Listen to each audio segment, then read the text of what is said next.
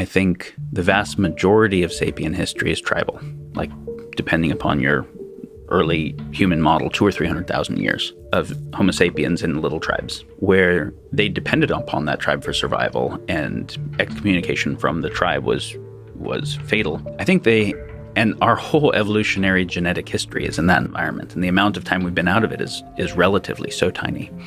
And then we still depended upon extended families and local communities more. And the big kind of giant market complex where I can provide something to the market to get money, to be able to get other things from the market, where it seems like I don't need anyone. It's almost like disintermediating our sense of need, even though your and my ability to talk to each other using these mics and the phones that we coordinated on took millions of people over 6 continents to be able to run the supply chains that made all the stuff that we depend on, but we don't notice that we depend upon them. They all seem fungible. If you take a baby, obviously that you didn't even get to a baby without a mom. Was it dependent? Are we dependent upon each other, right? Without two parents at minimum, and they depended upon other people. But if we take that baby and we put it out in the wild, it obviously dies.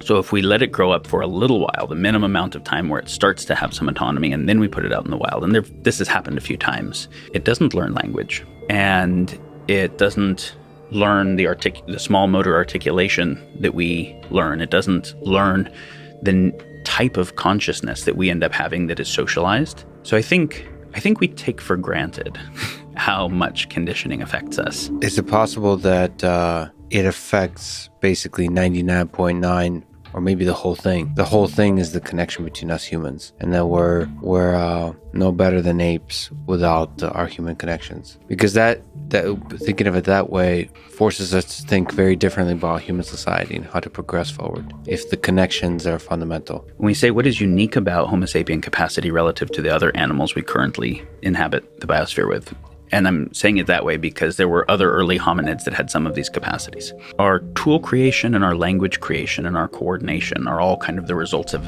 a certain type of capacity for abstraction. And other animals will use tools, but they don't evolve the tools they use. They keep using the same types of tools that they basically can find.